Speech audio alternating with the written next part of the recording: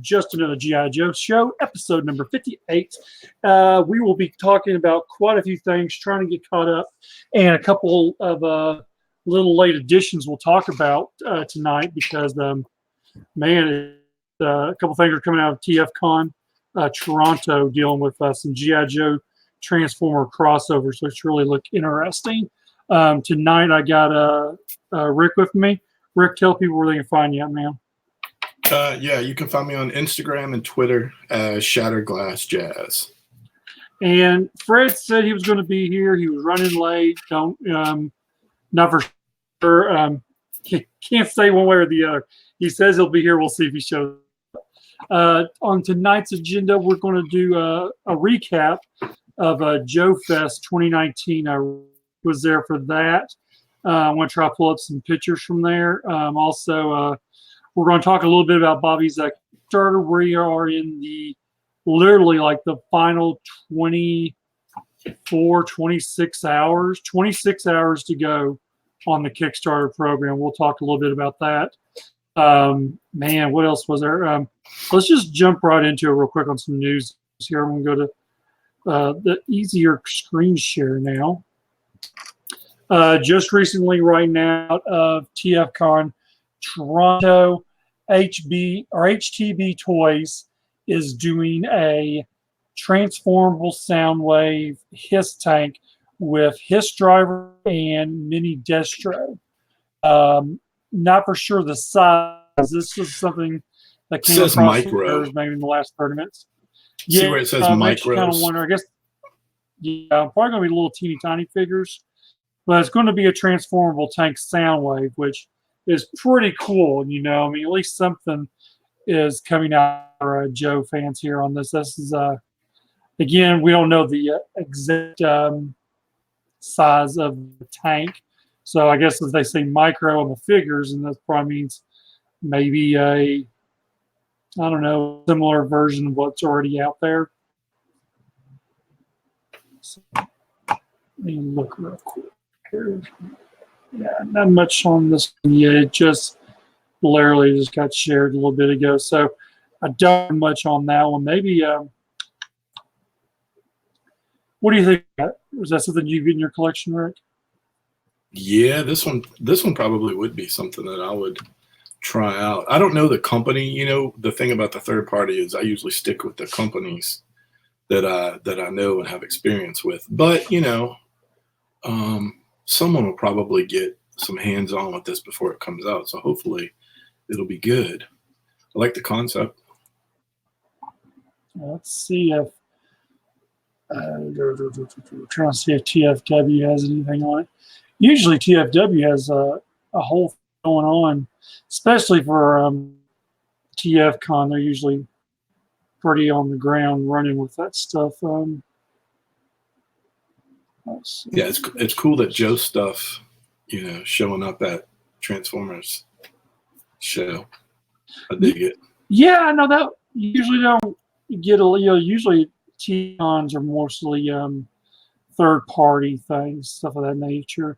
Man, it does not look. Yeah, TFW. I can't find it on the news. There's no telling really where it's at. This is a pretty cool thing that's come out. Hopefully, there's some more information or prototype pictures that I can find here when we get going show and come back to it. I'm going to switch over here.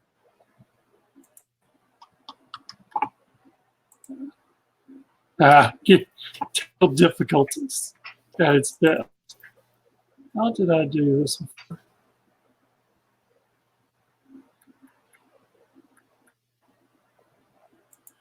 I guess you still see the Rex recall, don't you?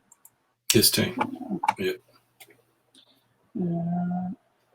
Kickstarter here. I'm just trying to figure out how to get it over there. Let's just try.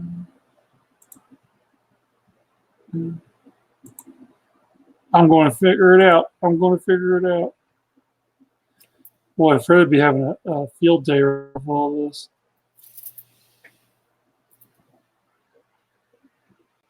All right, here we go. All right, what we got? Kickstarter. All right.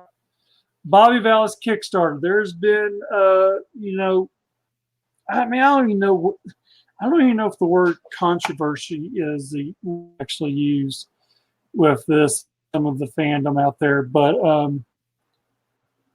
Bobby Valles has 26 hours left on a $170,000 Kickstarter pledge. He hasn't even broke $80,000. This is something that's very interesting that he has put together. He secured some names that Hasbro did not re-up, such as Action Force, Steel Brigade. The 6-inch line, it's a pretty cool line, a lot of cool figures. I mean, not much more I don't know I can say about as a Kickstarter, except, you know, I know me and Rick both pledged the top. Didn't you? Did the all in? Yeah, I know. So we're both all. One thing I'd like to say is, and I don't know if Bobby came out and said this. I know a few people have touched on it, but, you know, a lot of the figures that we've been collecting, I know a lot of us collect more than G.I. Joe. A lot of us collect Marvel Legends and other things as well, Star Wars, you know, Transformers. But Bobby has made not just your average action figures in the past. You know, he lived in that machine called Hasbro for a while.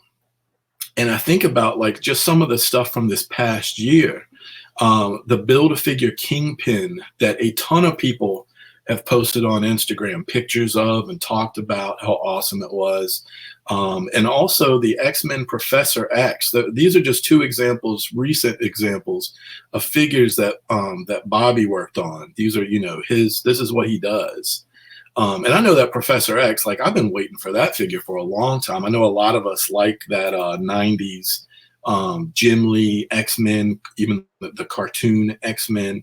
And, you know, we've been getting some of those, but that Professor X really did fill a huge hole that was there. So if you've collected Marvel Legends, you've probably seen a lot of his work. He also did that that high-end Infinity Gauntlet. Was it last year, Mike?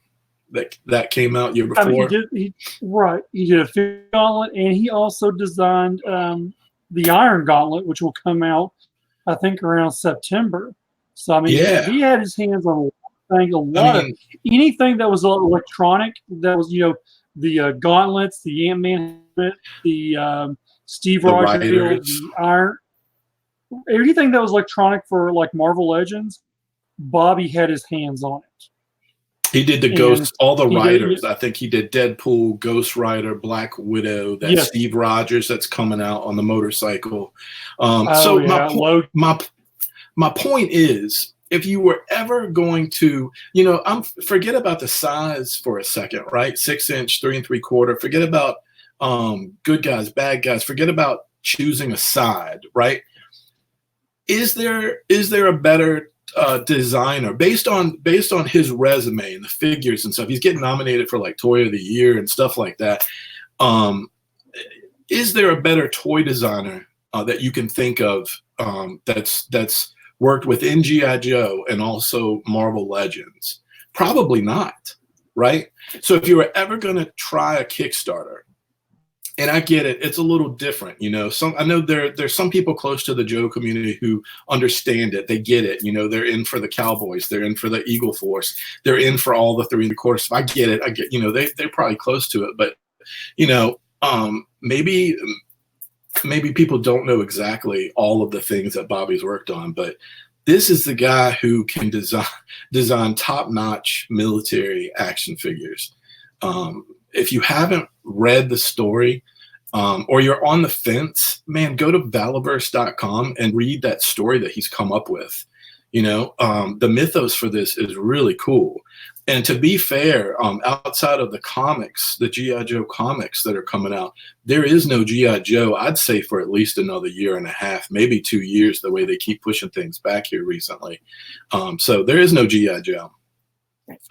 I know my tastes, I like action figures that have a little bit of fiction behind it. And that's exactly what he's done. You know, I know we'll talk about Joefest in a little while, but you know, when I saw the Bone Collector cosplay walking around, which was amazing, by Skinny Joe fan. Yeah. It really brought it to life. Like seeing that, seeing the figures there in person. These things look amazing, and just seeing them on Instagram and the web isn't, you know, it doesn't do them justice. So, you know, there's not much more I could say about it. I think they look incredible, and I think if you're on the fence and you're watching, if you have friends that are on the fence or maybe haven't seen it but you know they like Marvel Legends, let them know tonight. Talk to them. So, yeah, I think if you go through his tank, you know, when you go through any social media blog pages, you know, you're always going to find some naysayers and supporters. I know a lot of the guys who are not 6-inch fans. They jumped on getting that Steel Brigade when it was released because it was an updated Steel Brigader. yeah. Now that, you know, that figure alone, you can pledge that for $40 by itself. You can do the figures, which is hold on, let me find it. I'll get it.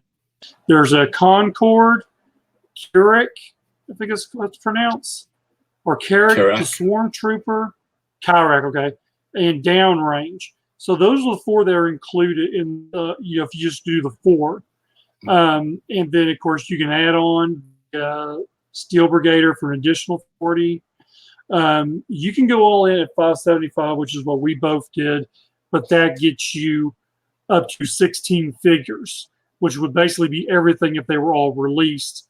And if and I hate to even say the word, if it is funded, I think, me personally, if barely funded, I would lower mine down because I don't know what I would do with like 3 or 4 doubles, unless I was like getting all Swarm Troopers, which would be kind of, I think this would be too many for me in my opinion. I mean, I don't know. I mean, I have to do that if it is at the fund range. But I mean, go to the Kickstarter campaign. They are, you know, and what he did on the Kickstarter, that he shows, I mean, he goes way far beyond any other 6-inch, any kind that's been on Kickstarter.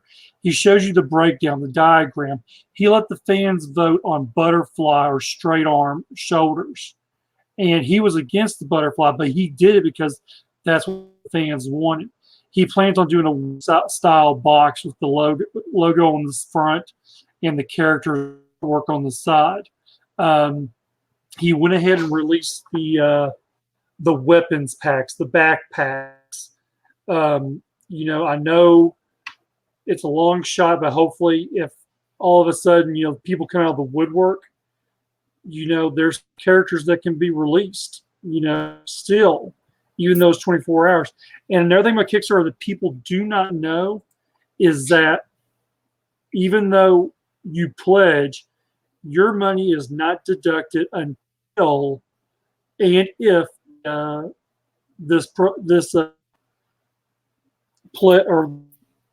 the word I'm looking for? If the whole thing's funded or not. If he reaches his money within 24 or 48 hours, you'll be hit up for the money that you pledged. So, I mean, it's not like you, oh, I want to pledge, and bam, they take out the $500 account. No, they say, we'll hit you up if it is funded. I really want to see this funded. I mean, I know a lot of people are 3 3/4 fans. This here is still something that is extremely cool and great to have. You know, I mean, Bone Collector can be a reality at $190, $500. I don't know what else I can really say. You know, I was backer number 3 for Bobby, and you know, and I believed in him from the get-go, from the time we talked about it, and I'll talk about it until either it's or it's not funded. And if it's not, I really, really, really hope he give up on this. I hope he get thoughts together and figures out another plan to make it a reality. I know I can probably speak for you, Rick, that we would definitely back him up on whatever direction he goes, whether it's a Kickstarter or, I mean, we're talking to people like Kurt Bazigian. He backed this.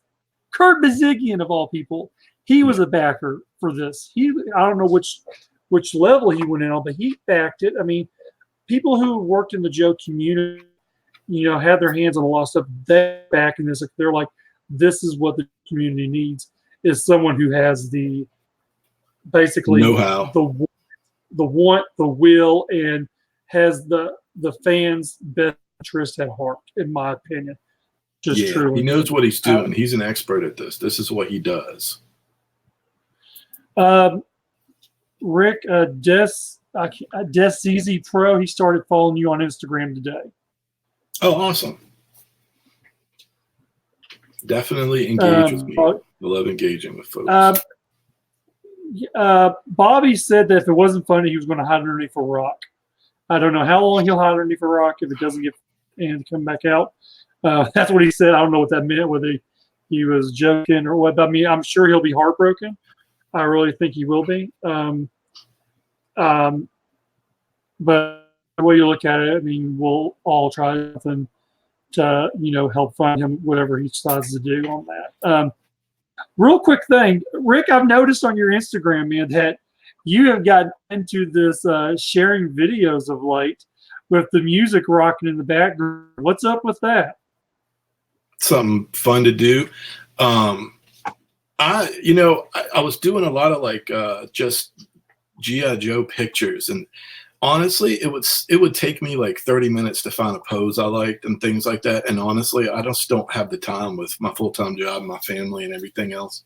I collect and comics I read, and I started doing these little hauls. And instead of a picture, I don't know. I like talking about stuff a little bit and just little quick videos. It's more fun for me. It's more fun. So, and I have to keep it fun, or I'll get bored. But yeah. I noticed, what was the Night Force you just recently picked up? I guess you got in the mail or something. What was that? You just I just got yeah. So I just got this week the 89 Night Force Lightfoot, and I've been looking for Lightfoot. That's what it was. For a few months, but the problem with like him and a few of the other Night Force guys is they come with a lot of accessories, and there's actually some points on him, like these antenna on his helmet. A lot of that stuff either break off or it's missing. It's a separate little piece, and it's hard to find one, complete. But I had this one I pieced together a little bit, but the figure itself was like a 9.5, man. It was minty, like someone just opened it. So I'm right. Yeah, I'm in the middle of collecting, trying to fill the rest of my holes in my vintage O-ring stuff. So, gotcha. I had posted on this weekend. I'm be big Thursday. Last night we did Galactic Gumbo, and then tonight we're doing Just Nerd G.I. Joe show, and then when this is over, I am going to have an episode of Angry Mike. And I posted how come tonight's show we're going to have cookies. To say I ate the cookies already. Cookies are gone. But what I thought was really funny is one had said, "Careful with them cookies. Have you ever tried unsweetened chocolate, Baker's chocolate? It's great. It takes getting used to. Once you get to the taste of it, you don't miss the sugar. Your toes will thank you." So I think he was giving me a jab of me missing my toes. So I thought that was kind of funny, but appreciate the guys who are watching on the His Tank Wars. So still hasn't joined us, but we are going to jump in to Joefest. Unfortunately, me couldn't make it. Me because of financial issues, and then Fred had his mother had to have some appointment he wanted to be there for, stuff of that nature, so he wasn't able to make it as well. But our inside respondent Rick was there, and so I know from the pictures I saw some videos from Chris McLeod. I saw a lot of pictures, a lot of cool things. Ed did an extremely amazing job, it looks like. The only, not issue, but concern I saw was possibly for us big guys, space to move around. It looks like there might have been maybe 2 feet between people's booths. And it's always good to get as many people and many things as you want in there. In a show, I should know of all people, I want to cram many vendors in there, but you always have to be careful, for fire safety rules and regulations, to where in case something happens, fire related, that the people, the patrons are able to get out of the venue in a manner. But Rick, tell us, just go from the get. Yeah, man. Matter of fact, start with you driving there, because you did a picture on Instagram. Oh yeah. Figure on your dash. So were you driving, or was Erica driving, taking the picture for you? She was driving, and I was taking pictures driving, of okay. Coils of Doom. Actually, I like that figure a lot, and the colors look good against the sky. It was a nice blue sky. But so we drove down from Virginia. It's about a 7 hour, maybe a little over 7. Wasn't too bad. I mean, it's good. Not going mostly 95 south. It's an easy drive. It's not like going north of here, where you have to go through DC and Baltimore and some of that stuff. It takes a little longer. So I like the drive. Got there on Friday. It was about 1:30 in the afternoon. We got an early check-in. I called on the way to make sure we got an early check-in. And then, got there, checked in, and probably by like 2:30, we were down there looking for people, and there are people kind of hanging out here and there. And I wouldn't say it's a tiny hotel. I'd say it was small compared to like if you did like the Swan Dolphin at Orlando. That's a huge place, and I know Fun Pub went there like twice. So this is a fairly small hotel, but not too small. And as soon as we got there, I saw Skinny like within maybe like 30 minutes. And I had talked to Paul, Plastic Battles on Twitter and Instagram. He was down there. I saw him maybe in the first like hour we were there. So I started to see people. We went down the hall. There was a lot of dealers setting up, and folks just kind of getting to their table and getting things straight for preview night. And really not long with being there, I saw the exclusives table. So there were a number of custom exclusives, and the ones outside of the dealer room were like the Shadow Fox, the box Shadow Fox, which there were 10 of, and the Basilisk. I want to say there was either 8 or 10 of those. So they were just a few of them. But the first thing I noticed, and Ed had kind of shared most of that stuff on the show, and so I had seen it multiple times. And but man, in person, amazing. And I think that from my standpoint, I think having like custom exclusives in lieu of not having Hasbro endorsements and them working with the convention organizer, I think having the custom exclusives really added something to the show for me. I like going to a show and getting something that's kind of like a souvenir that you could only get, from there. I mean, sure, you get it on eBay for inflated prices, but and they were super rare. Everybody involved like that worked on these customs, man, hats off. I mean, there are a number of people, so I won't list them all, but I know the guy that painted the Shadow Fox up, and he worked on the Basilisk as well. His name was Jimmy from, I want to say it was Cyber Crow Customs. So I talked to him for a while.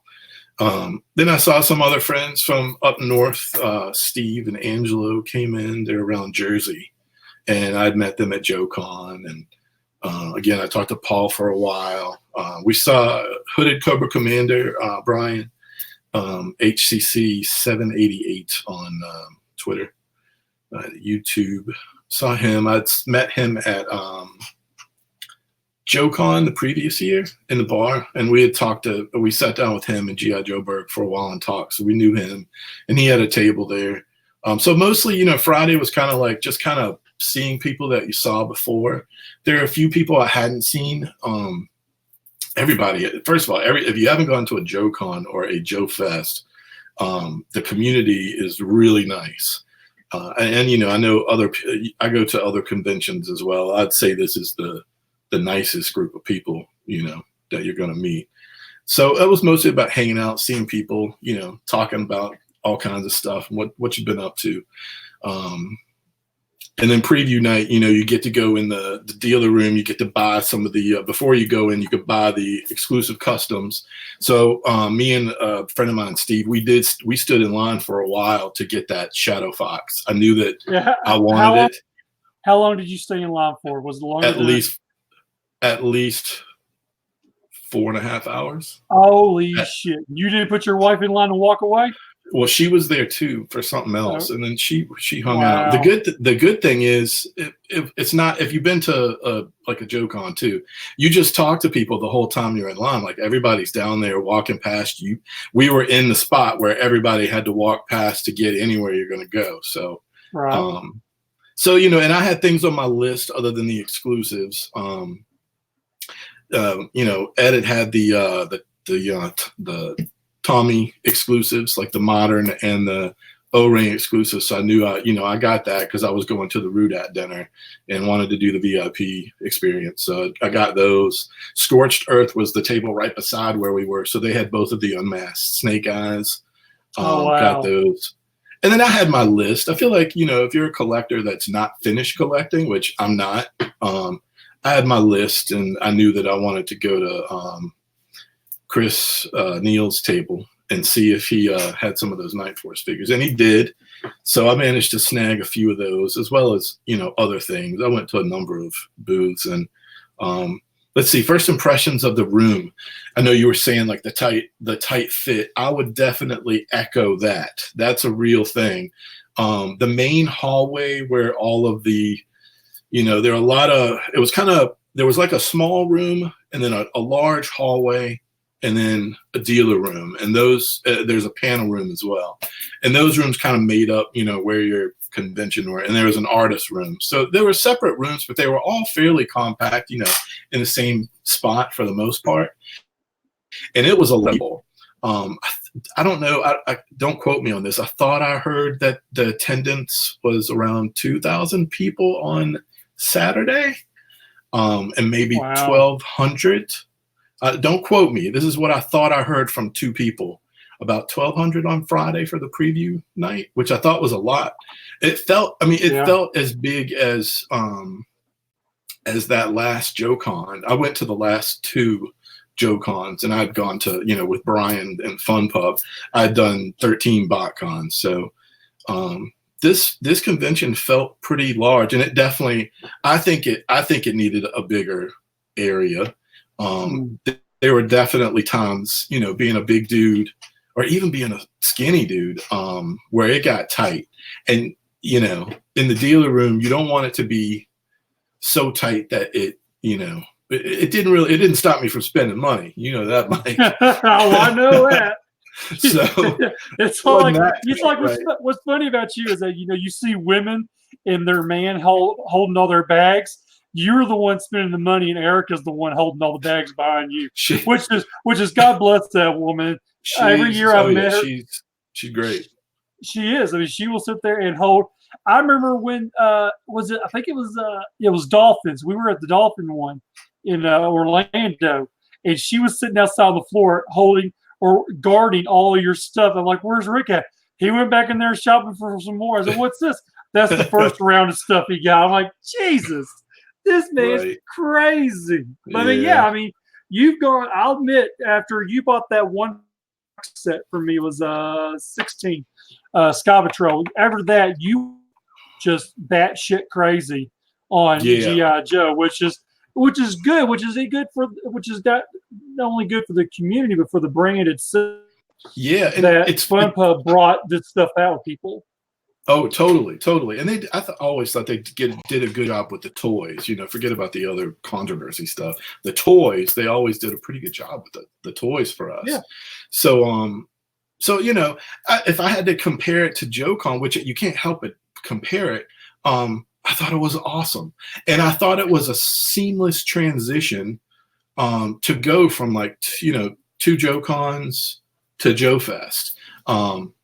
There were a lot of people I never saw before, right?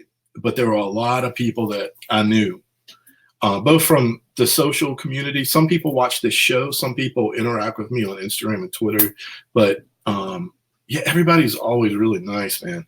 Trying to think what else. So we did the dealer room for a while. Saw Bobby. Got to see Bobby's case of figures. Took that in. Did you get to hold it, touch it, or anything? No, I didn't. I was looking at it through a glass case. I didn't even ask him, about it, because I figured, like, if everybody had their hands on it during that thing was going to break, So I saw that. Like I said, did the dealer room experience. I wasn't in there too long. I knew what I wanted, and I got a few things, that I knew I needed to get quick before they were gone. As far as like how much stuff was in the dealer room, I mean, the dealer room had plenty of stuff, right? This is all I'm going to say about this. Has really nothing to do with the convention itself, but about a G.I. Joe vintage product. And I don't live in Ohio, where it seems like Ohio is like the mecca for G.I. Joe, between that and, like, I guess Kokomo, and Chris's, the toy department, and all those. They have a lot of stores there. There's none of that here in Virginia, and you go to some local cons and you rarely see G.I. Joe vintage stuff. So this is what I'll say on the vintage front for G.I. Joe. The last two Joe cons, I found almost anything that I could have wanted, and that's whether it's European or American, anything you could have wanted. If you got in there earlier, if you knew the right person, most of it was there. I'd say like 95%. I would say this year, the vintage offerings, and I got in early, but I know there were a lot of dealers trading. You know how dealers, I mean, you're gonna have dealers that get stuff a little sooner than the public getting in there. Right. So no matter what.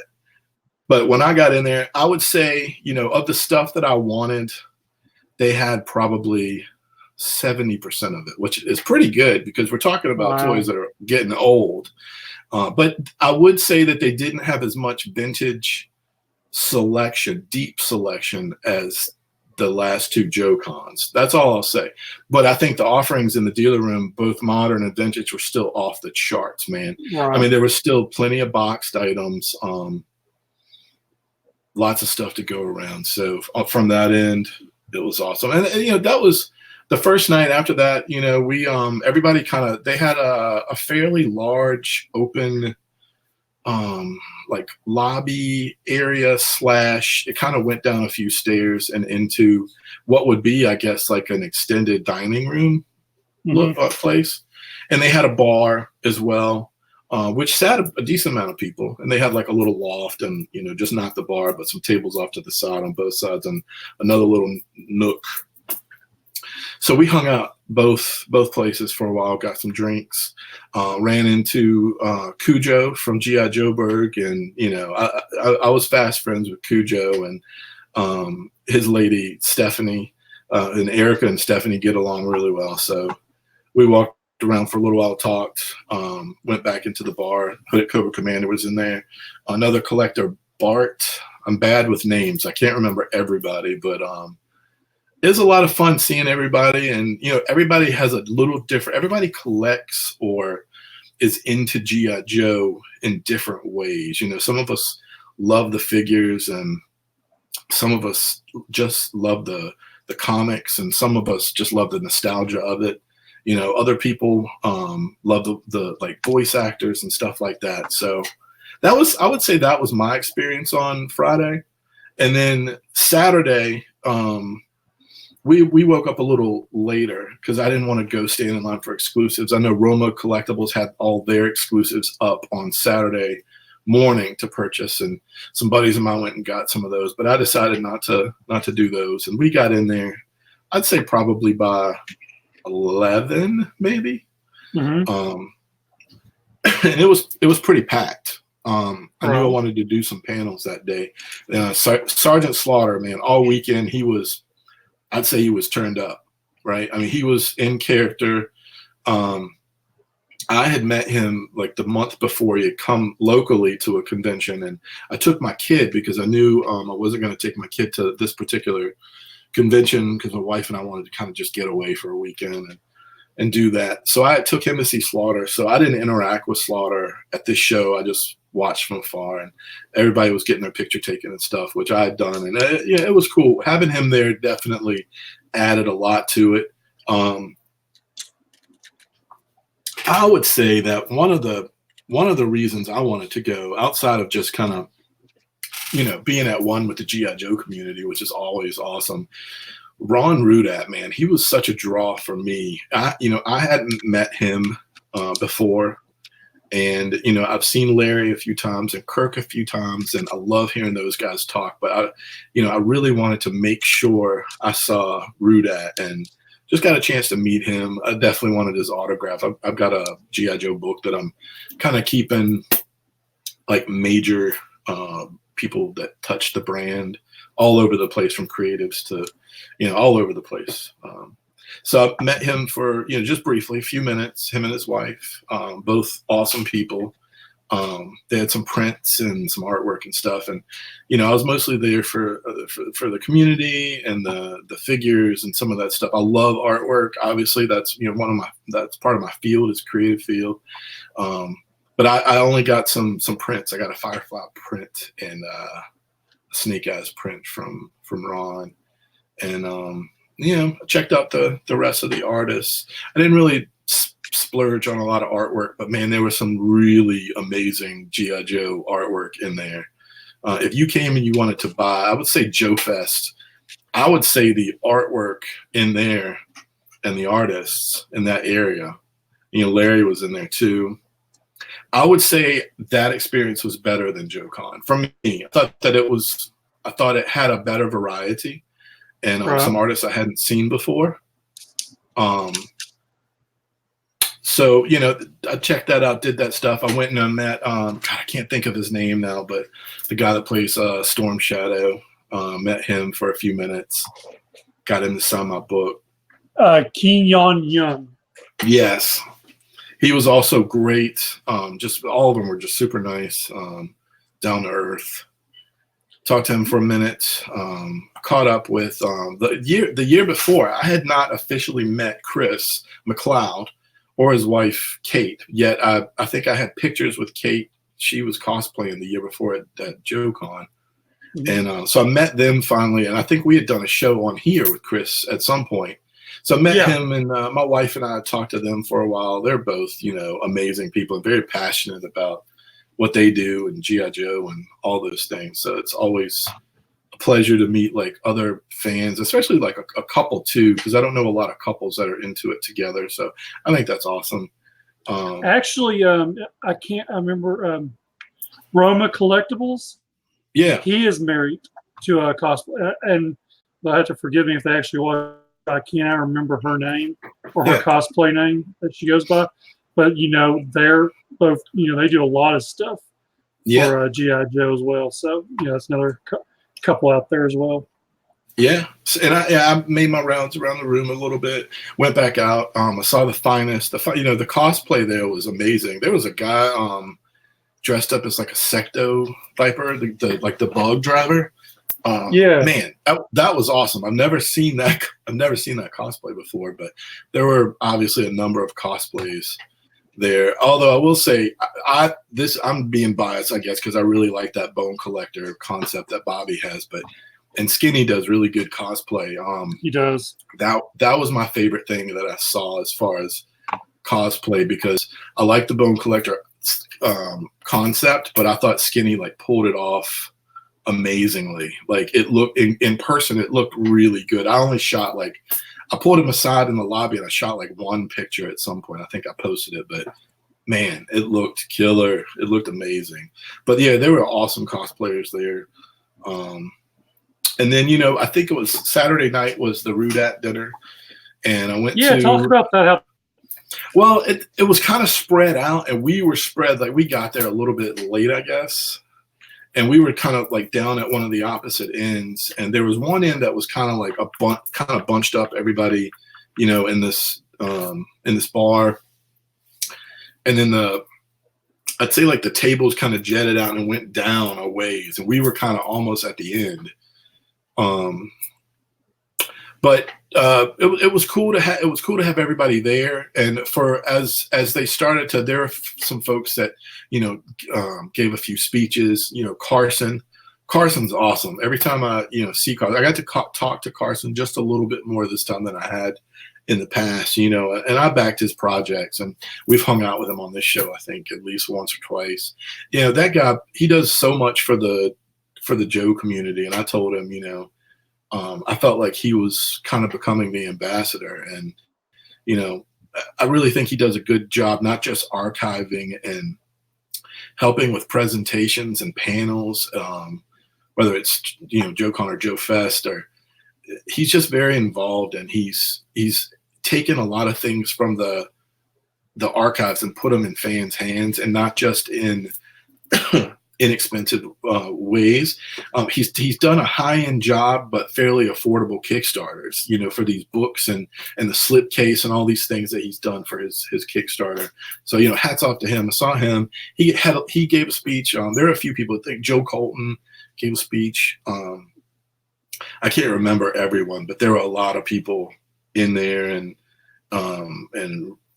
Ron and his wife seemed to be in really good spirits, and it was a good time. You could tell everybody was having a good time, and it's very different than a lot of the other conventions I go to. Like, I've had a good time at BotCons. Like, you and I met at a BotCon. I met, Josh and Dakota. I've met a lot of people at BotCons, and I had a good time, but the environment is just a little bit more down to earth. That's all I can say about it. You don't experience a lot of egos. At least I haven't. So, all in all, Mike, it really depends on who you're hanging out with, whether you see the ego people, or, I know BotCon, JoeCons, I always tend to hang around the same group of people, so, I mean, go ahead. I would say just overall, though, as an experience, man, I'm really glad I went, and I will definitely go again. There's no other way for me to say it other than, it was a very smooth transition to go from JoeCon to Joefest. And I think Ed has done a great job. There's always going to be things, and I'm sure he knows, that you can improve on. I think just having a bigger space would help as far as like things to improve on. I think it was, if I had to rate this convention, I'd say it was a 9 out of 10. Right. Awesome. So I had a really good time. I think I would want it to be a day longer, and I could have gotten there on Thursday, I guess, but I would like to see the convention grow to include Sunday. I think, if those numbers are accurate, maybe Ed can tell us, Right. I've been going through the Joefest page and trying to find pictures and answers. It's the only real picture I can really go with on our screen share right now. But yeah, and what's another interesting thing people might not know was that you, at the very end, almost were debating whether you were going to go to Joefest because you were nominated for an award through your work, or what it was through, and you actually, of course, your wife wanted to go because she got to dress up, but you bypassed it because for your love of G.I. Joe. Oh yeah, man. Work is work. Yeah, I mean, Joe and Transformers and Star Wars and all this stuff that the stuff I collect and I love. Man, it's just, it penetrates. I'm going to go deep on this. It penetrates my soul. Where work is, I enjoy my work, right? There are days where I don't. There are days that I do. I feel like I'm good at what I do, but it's not like your hobby, and things that you can kind of find an escape in when you get too stressed out and you just need a place to play, Right. I will say, I think as far as like my wife's experience, I think my wife had a pretty good time, and she's noticed the same thing about just the people. And she made a lot of friends at BotCon, and she's making friends at Joefest as well. So overall, I think we had a pretty good, and I think, for her, I think she enjoyed it, that it wasn't like a 5-day extravaganza or a 4-day extravaganza, Right. But I think that it could easily be one of these shows where you arrive at, lunchtime on Friday, like half a day on Friday, but you stay Saturday and Sunday till 3.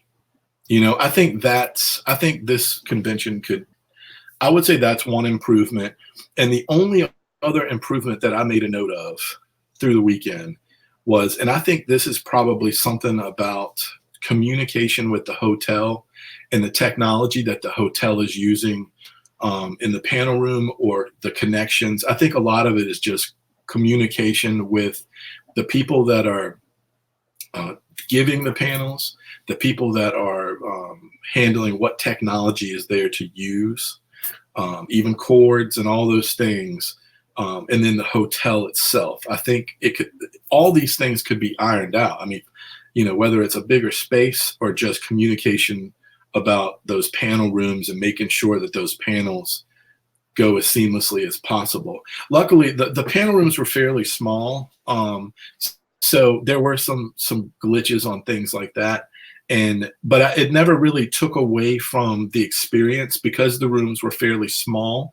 As long as everyone talked fairly loudly, at least a decent volume, I never had a problem hearing or anything like that. And there were some folks that had some laptops and if there were slides. A lot of it was mostly, talking and stuff, but there were a few times where you needed to see like some slides or stuff. And there were some people that helped when they had some glitches. I thought everybody did a good job with that, but that's something that you could improve on and just better the experience. I think that first night when things are just starting to happen and everybody's arriving, I think making sure that all of the staff know all of the details surrounding, wristbands for VIP or badges and all those things. I think communication on that stuff could probably improve just a hair. Everyone was nice, but there are a few times where a lot of us weren't sure where to go, or the other people didn't know quite what time we'd be doing certain things, but all that stuff can be improved. But overall, like I said, man, it was solid. I'm glad I went. I can't wait to go to the next one. And with the next one being mentioned, the logo has changed to Joefest 2020. It does say an Augusta Toy and Comic Show. But Ed did post on Facebook last night that it sounds like he is moving it away from Augusta. I know that he had mentioned it before in talking, probably 6 months ago or so when we were talking. I think finding the correct venue more than anything else. So keep an eye out for Joefest, where and when it will be. There's not a date. We do know there will be a Joefest 2020. We just don't know what city. I know there were some people talking about having to fly into Atlanta, but still having to drive another hour or so to get to Augusta. Yeah. That's kind of a stinker. It kind of goes back to BotCon 2015 when you flew into Chicago and you had that long trip out, and it felt like the sticks to get to the venue that they were doing then. So hopefully it's somewhere, and when you go back to TFCon Chicago the first year, it's like you got off at the airport and it was like a 2-minute drive and you were there at the hotel. Mm-hmm. So that's a good thing about TFCon Chicago. So with that being said, we'll move to our next subject. Let's see.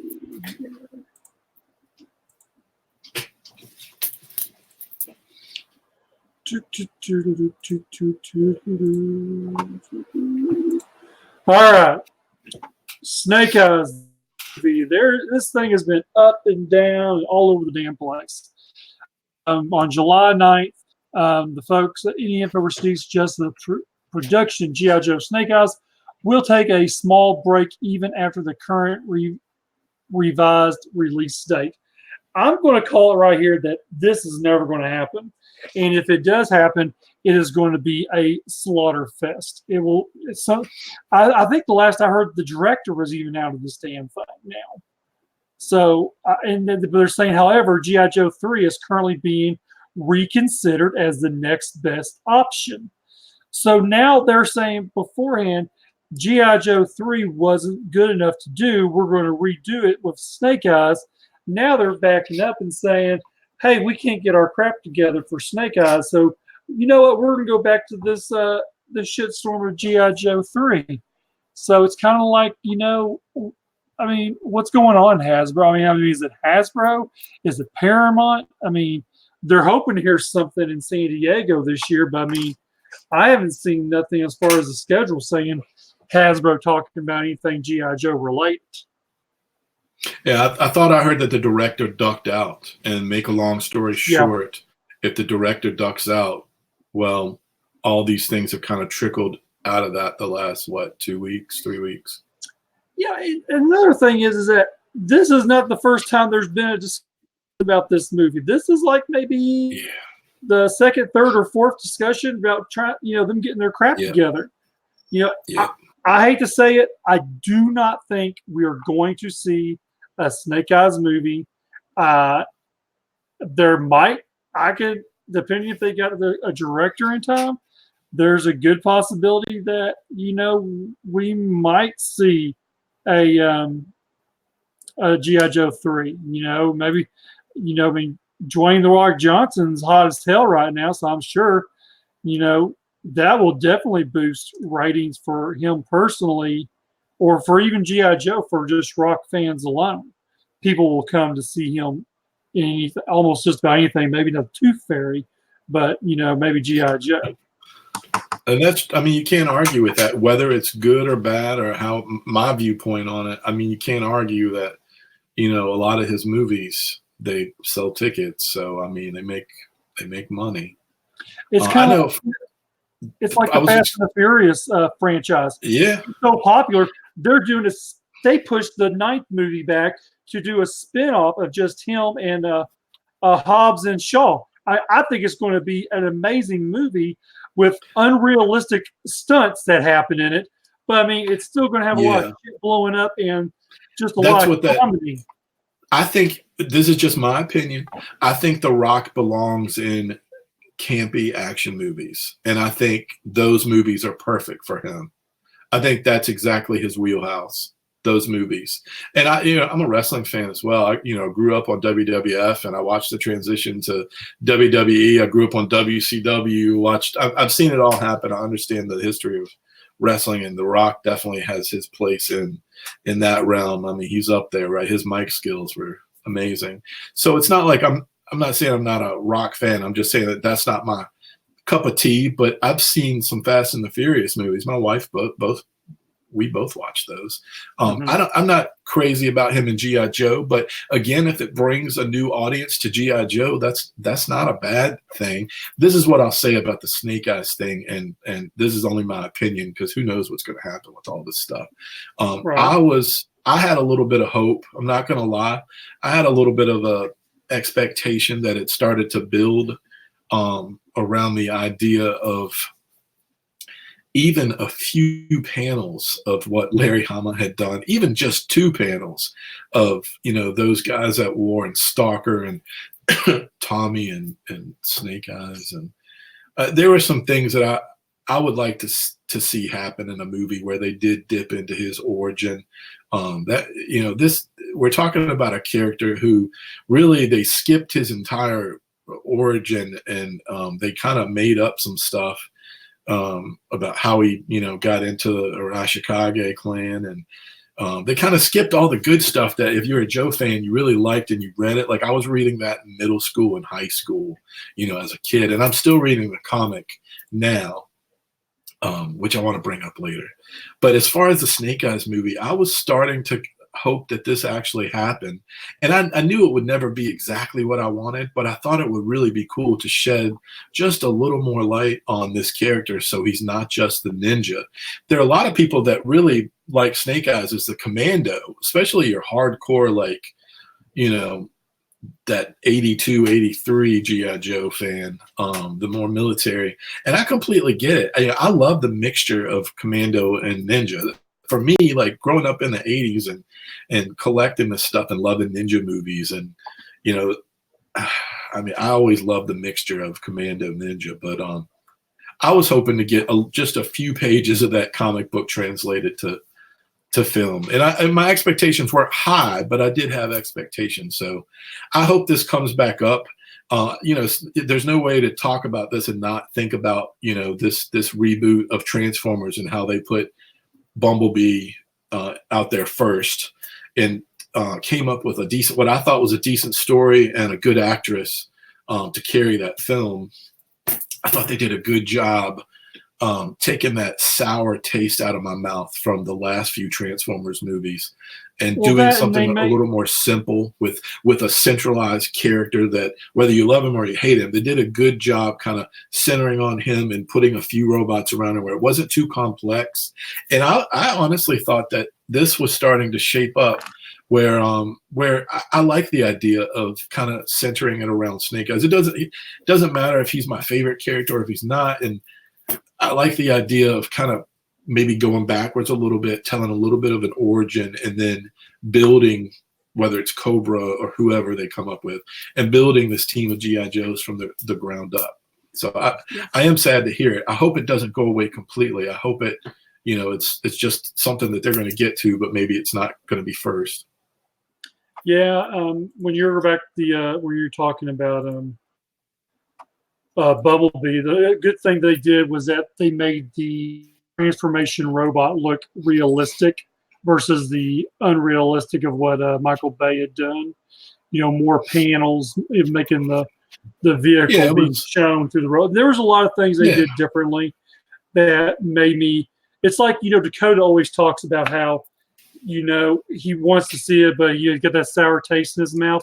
At my convention, I play a movie through the event center, and first, because of technical issues, we ended up having to watch Bumblebee the whole entire day. So Dakota sits there. He listened to the movie 4 times, but never once saw the visual of it. So he's like, now I got to watch the damn thing because I heard all of it. Now I want to see the action.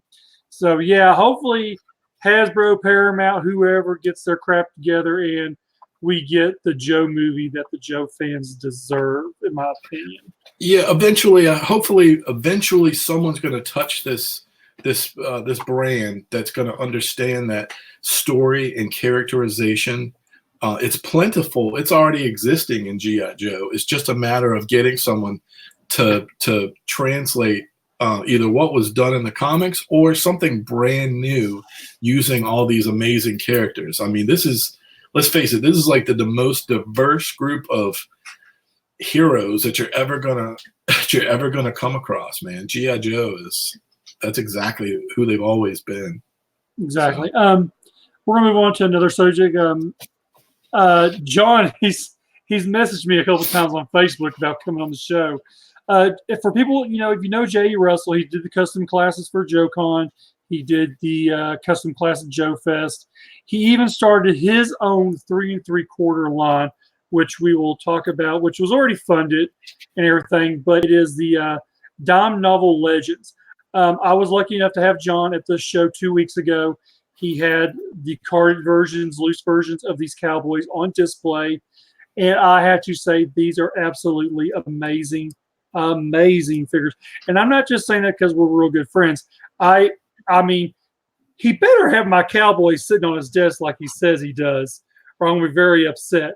But for people who did not make the Kickstarter, for people who are waiting to see in hand image or whatever the case may be, go to smalljoes.com. Right now, you can definitely pick up everything. There is the figure assortment pre-order special, which they're supposed to start shipping on the 10th. So these should be shipping now, according from what I'm reading here. So you can get all the figures in one wave for $328.99. I'm assuming that's plus shipping. Taxes may be applied. I'm not for sure on that. Through Dime Novel Legends. You can also do the Customizers pre-order special, where you get the blanks and the heads and you make another character.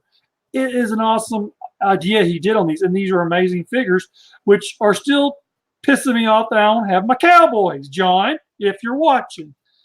But the case being is that if you did go through the Kickstarter program and you have received them, but you do have an issue of some sort, you need to reach out to smalljoes.com and go through them. John is taking a 1-week hiatus. He is tired. He has worked his ass off and traveling, going from Joefest 1 week to Arkansas the next week, then to St. Louis, I believe, to get these all packaged up and shipped out to the people in the Kickstarter program. So he's been working really hard, and he deserves a little bit of a break. He's a real good guy and does a lot of cool things. But yeah, I mean, let's see. Let's see if I wish there was just a picture where it showed like oh, there is one. Hold on a second. I can figure it out. I'll figure it out.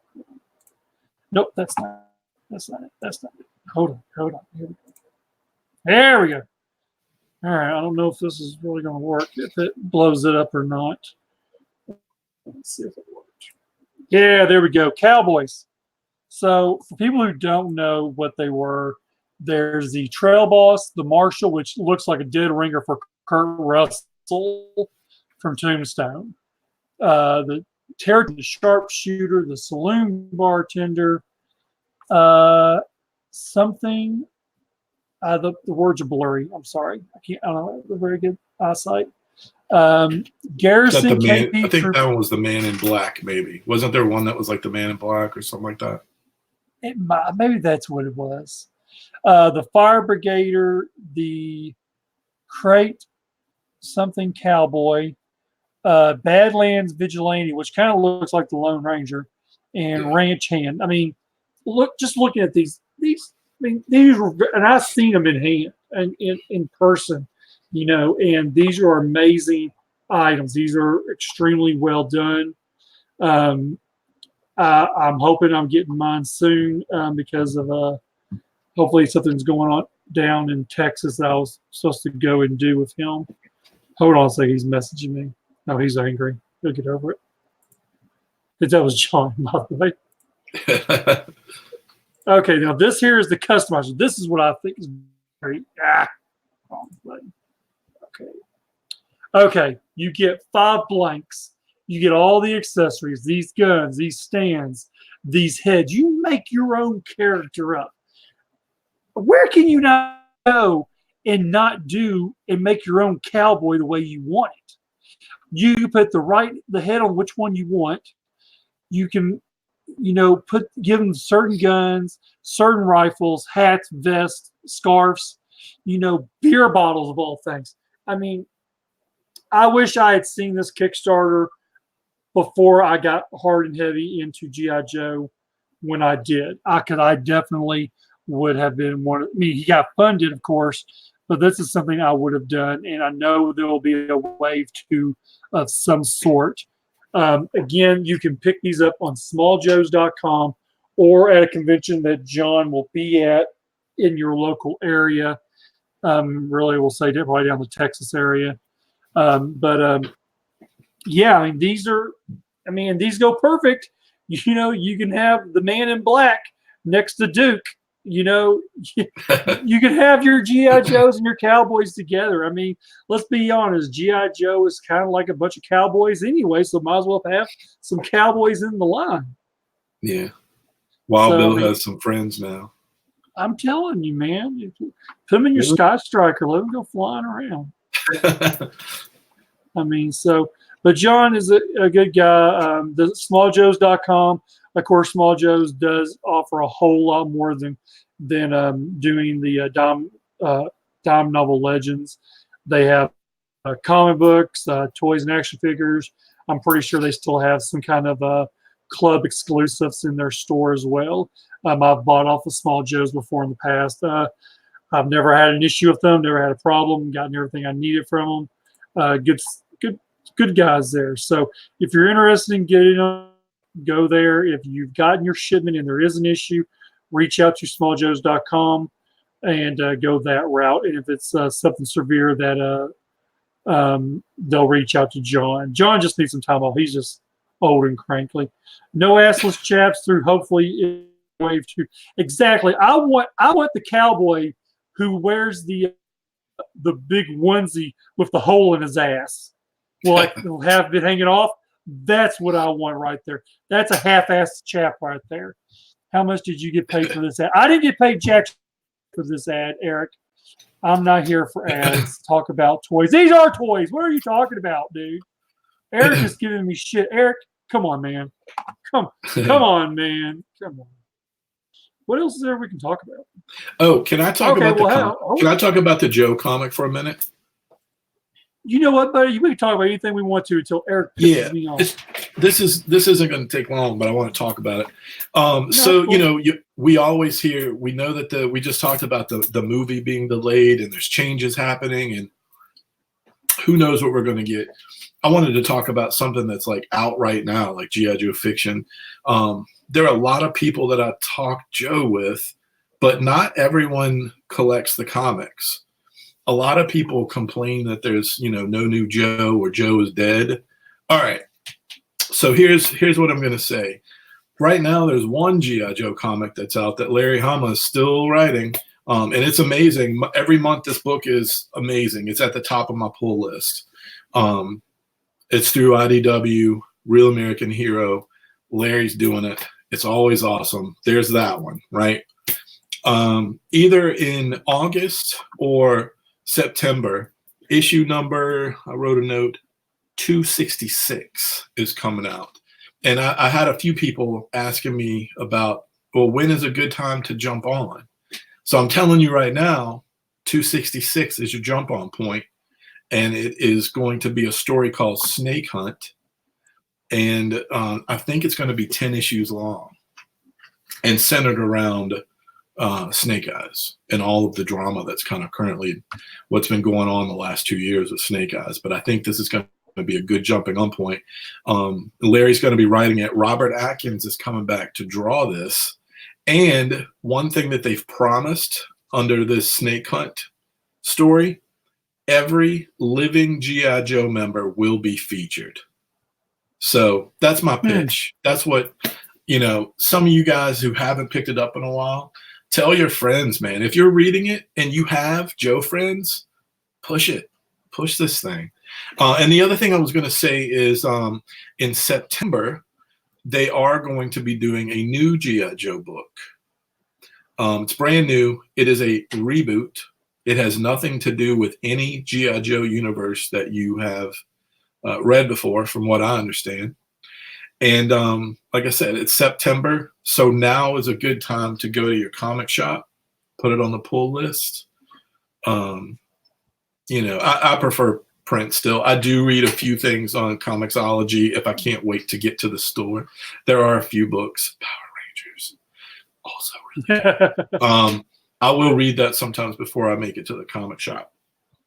I definitely read the Power Rangers. Another good thing about what you go into your local comic book shop is definitely do that because the comic book run. I know area he only orders for people who are on it. He maybe order 1 or 2 extra copies.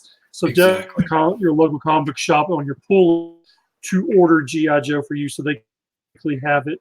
And definitely guarantees you the copy. Exactly. Go ahead. Oh, the only thing I was going to say is they have some a bunch of different covers and stuff. After a while, as you collect, you might have a favorite, but other than that, I just think you should anybody who's saying that Joe is dead or there's no fiction out. Not only is there one, but in September there's going to be 2 G.I. Joe comic books. And the new one, the artist is I don't know if I can. So the writer is Paul Allor. I don't know if I'm pronouncing these names right. And Chris, oh God, he's got a hard last name. Abenuis. Anyway, they're both. I've seen Chris on Instagram, and he was sharing some of the drawings. A lot of people have probably seen the cover, but he was sharing a few other things, like what Duke was gonna, like a character model for Duke, and I think maybe a page preview Duke looks cool, man. And he showed a character model, I think, for Scarlet and one other new character. But I don't know. I've got some expectations for that. I'm actually really glad that there's going to be 2 Joe books, and one of them is going to be a complete surprise. You know, something I've never read before. And so, yeah, that's what's going on in the comic world. Talking real quick, Skinny in the chat says there's 2 variant covers and several San Diego Comic-Con covers of guys. So, you know, I know variant covers can be hard to get, and then they can be even harder to get because they jump up. Like back in BotCon 14, I picked up the one with Optimus Pinkie Pie cover from My Little Pony and Optimus Prime. It goes for like $60, $80. Yeah. Had no idea. I mean, just I picked up for shits and giggles. But anyway, good to know about the comics. Something I want to go back to real quick before we end the show. Ed had made us some posts on Twitter, and there's a video there to share real quick. So give me a second. All right. He is saying right now, details in the next 2 weeks coming, and vendor tables go on sale August 1st. Stay tuned for all your media outlets up-to-date information. So with that being said, that means that he's been selected. He's still in the Augusta Toy and Comic Show, so I'm assuming somewhere in Augusta, hopefully a convention center of some sort that is extremely big. So within the next 2 weeks, I mean, where are we at the 12th? So by the end of the month, we should know something and table information. There is this video that he posted yesterday's. Let's watch it. Can you hear it? No. Hey, Rick, can you hear that? I hate screen share when I try to do video. I can't hear it. That's all right. They can find it. If they follow him, they can find this video and watch it on their own time. But yeah, he did such a great job. Ed did a great job, man, putting on the show. I don't know how it's a lot to take on. I mean, so many parts and pieces. Right. But it was a great show, man. I can't wait for the next one. But yeah, so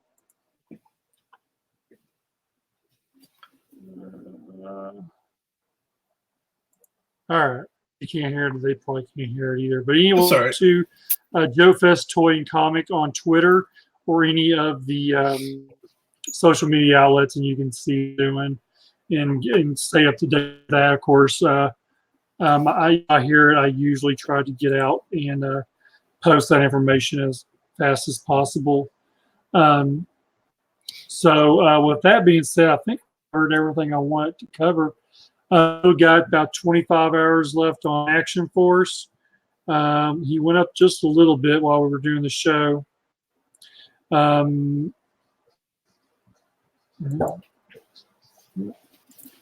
He's at 39,306. 25 hours to go. So hopefully some big guys come through with a lot of money and want to drop it on new Action Force figures. So, okay. I guess that's it, man. That was a good show. Too bad Fred missed it. Good stuff. Hey, I wanted to put another shout out to there's a guy that has come up to me at this show. He came up to me at JoeCon, as well. His name is Pedro, and he watches this show and his Special Mission Force on Twitter and Instagram. Another toy photographer like Paul, Plastic Valles. And they were both awesome to talk to, and I didn't get a whole lot of time to talk to Brian, but I saw him multiple times over the weekend, so shout out to him too. Joe can mute. So yeah, I'm glad we got some. We got viewers who are coming up to us. When I went to JoeCon, the people who show, appreciate everyone who watches it. As long as we can keep up some news and information and talk, we can do that. Also, one more thing, G.I. Collectors Club is up to 60% off right now in the store. Not a whole lot left as far as action figures, but if you want to get the final 12, they are marked down to $210 in pocket change. So I'm assuming I want 70% will hit this next week. They must still have quite a few. I am honestly thinking about getting a whole other set just to have now because it's gotten so low in price. So hopefully that's actually a reality to happen later down the road. If my wife lets me. Figures. It's a good price. They really are. I mean, even if they go down another $56, if they go down to like it's 60 something bucks, oh my God! I mean, that's highway robbery. I mean, now who's raping who? It's raping the club, not them raping us. So yeah, there are some figures, not a whole lot. A lot of the promotion stuff they had up at the convention, Con and JoeCon, are still up there. Very high priced items that if you're willing to put that kind of money into it, more power to you. Me, not so much. But anyways, with that said, we're going to show there. I am probably about 8 o'clock. I'm probably going to go live with Angry Mike show. Be sure to tune in about that. I got some issues on some certain HasLab product. I got some issues with some certain people on Facebook, certain people on YouTube. I want to call out and tell them how I really feel and let them know that, well, you just have to tune in and see what I'm going to say. So with that being said, Mike, you can find me everywhere. You can find me on Facebook, Twitter, Instagram, anywhere. If you can't find me, you can find me anywhere. Anywhere, everywhere. Rick, tell people where they can find you at. You can find me on Twitter and you can find me on Instagram, Shatrdglassjazz. Rick, thank you so much for joining us tonight. I really appreciate it, as always. And for everyone who is watching and who will watch later on in the show, thank you for tuning in. I hope you got enough information to where you go make pledges, buy enough to add to your G.I. Joe collection. So with that being said, I will be live in probably 40 minutes. I'll talk to you guys then. Thank you for tuning in.